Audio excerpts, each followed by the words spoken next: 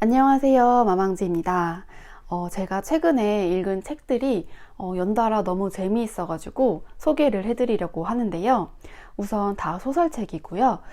또 이제 스릴을 좀 느낄 수 있었고, 그래서 잠시 책태기에 빠질 뻔했던 저를 독서의 자리로 계속해서 불러준 고마운 책들이랍니다.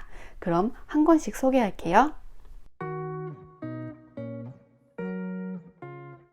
첫 번째 책은 이사카 코타로의 마리아 비틀입니다. 사실 이 책은 제가 되게 오래전에 한번 읽었었는데요. 제가 책에 흥미를 갖게 됐던 게 이사카 코타로의 작품 때문이었거든요. 그래서 그때 이 작가의 책을 막 몰아서 볼 때 이 책도 같이 읽었었습니다. 근데 최근에 이 소설이 영화로 제작되었거든요. 영화의 제목은 블랙 트레인이고요. 소설 자체가 워낙 속도감이 있어서 영화로 표현하면 되게 재미있겠다라는 생각을 했었는데 한참 후이긴 하지만 그래도 그것이 현실이 되었습니다. 그래서 책을 한 번 더 읽고 영화도 봤습니다. 우선 이 책은 도쿄에서 모리오카로 향하는 신칸센에서 벌어지는 약 2시간 30분간의 이야기를 담고 있는데요. 열차 안에서 검은 트렁크를 찾아낸 후 도쿄 다음 역인 우에노에서 내려야 하는 미션을 받고 이 신칸센에 올라탄 나나오라는 인물이 있습니다. 아주 단순한 미션이었죠. 가방을 찾아서 다음 역에 내린다. 그런데 하필 일이 꼬이면서 다음 역에 내리지 못하고 심지어 열차 안에서 벌어진 다른 사건에 휘말리기까지 합니다.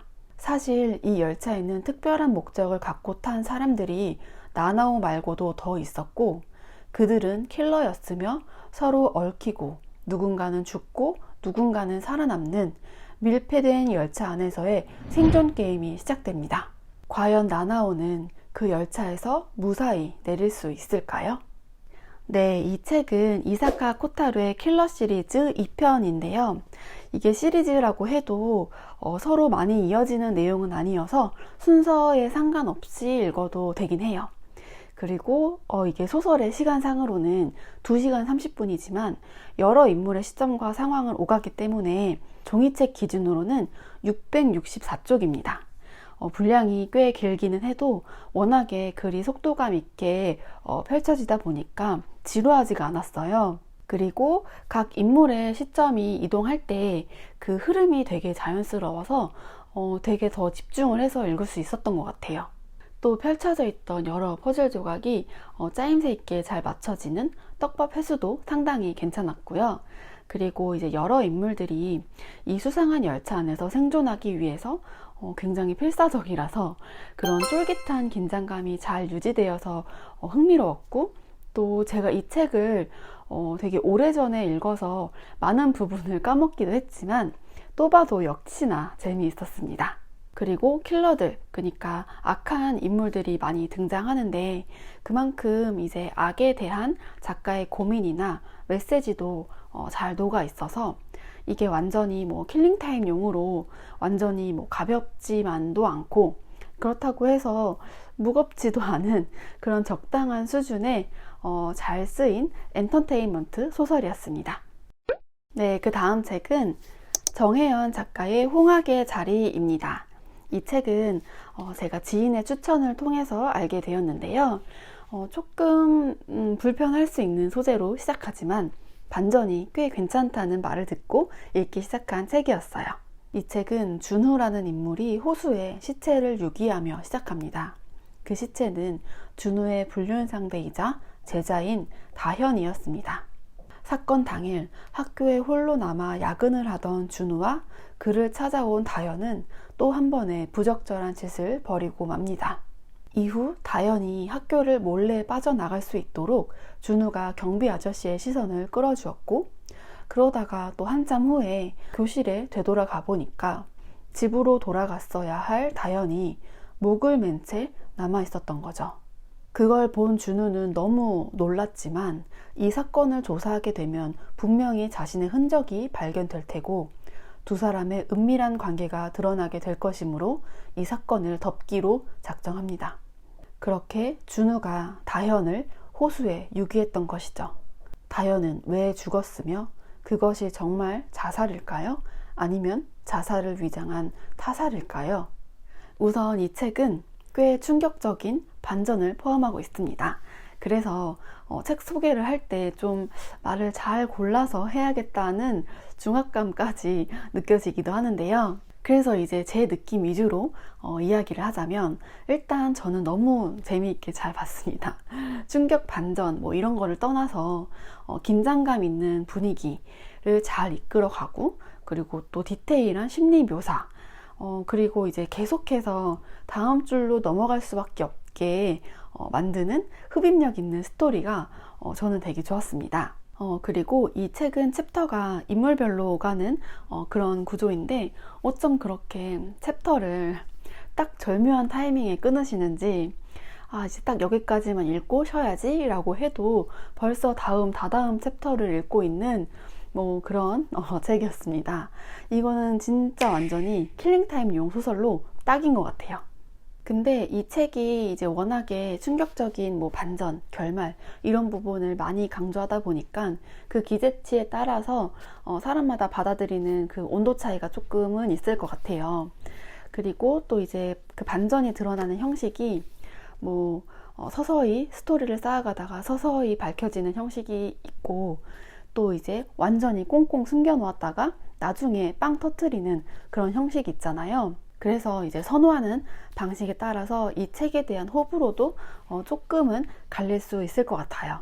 그리고 이 주인공의 어떤 행동, 그러니까 그 제자와의 불륜이라는 그런 소재가 좀 불쾌감을 일으킬 수도 있어요.